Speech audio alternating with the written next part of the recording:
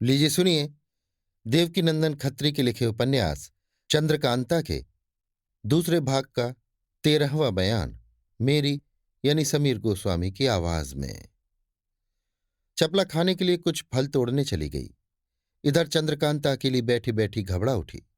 जी में सोचने लगी कि जब तक चपला फल तोड़ती है तब तक इस टूटे फूटे मकान की सैर करें, क्योंकि ये मकान चाहे टूटकर खंडहर हो रहा है मगर मालूम होता है कि किसी समय में अपना सानी न रखता होगा। कुमारी चंद्रकांता वहां से उठकर खंडहर के अंदर गई। फाटक इस टूटे फूटे मकान का दुरुस्त और मजबूत था। यद्यपि उसमें किवाड़ न लगे थे मगर देखने वाला यही कहेगा कि पहले इसमें लकड़ी या लोहे का फाटक जरूर लगा रहा होगा। कुमारी ने अंदर जाकर देखा कि बड़ा भारी चौखुटा मकान है।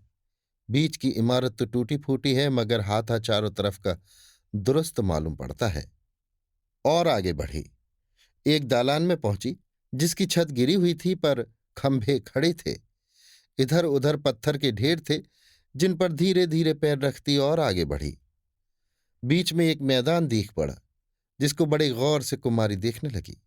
साफ मालूम होता था कि पहले ये बाग था, क्योंकि अभी तक संगमरमर की क्यारियां बनी हुई थी। छोटी नहरें जिनसे छिड़काव का काम निकलता होगा अभी तक तैयार थी। बहुत से फव्वारे बेमरम्मत दिखाई पड़ते थे मगर उन सभी पर मिट्टी की चादर पड़ी हुई थी। बीचों बीच उस खंडहर के एक बड़ा भारी पत्थर का बगुला बना हुआ दिखाई दिया, जिसको अच्छी तरह से देखने के लिए कुमारी उसके पास गई और उसकी सफाई और कारीगरी को देख उसके बनाने वाले की तारीफ करने लगी। ये बगला सफेद संगमरमर का बना हुआ था और काले पत्थर के कमर बराबर ऊंचे तथा मोटे खंभे पर बैठाया हुआ था। टांगे उसकी दिखाई नहीं देती थी। यही मालूम होता था कि पेट सटाकर इस पत्थर पर बैठा है। कम से कम 15 हाथ के घेरे में उसका पेट होगा।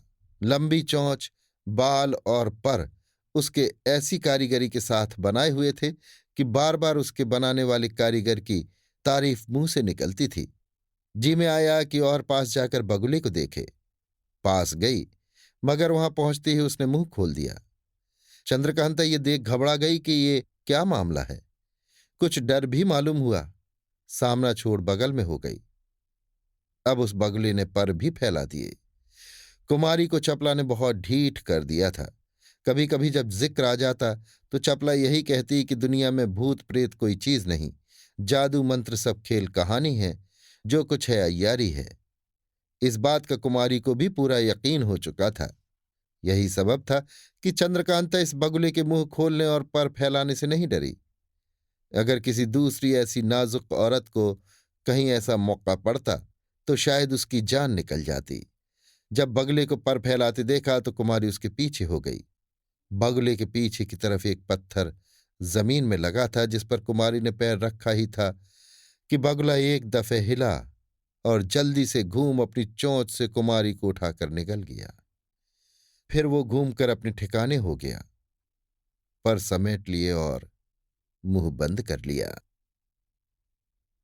अभी आप सुन रहे थे देवकीनंदन खत्री के लिखे उपन्यास चंद्रकांता के दूसरे भाग का 13वां बयान मेरी यानी समीर गोस्वामी की आवाज में।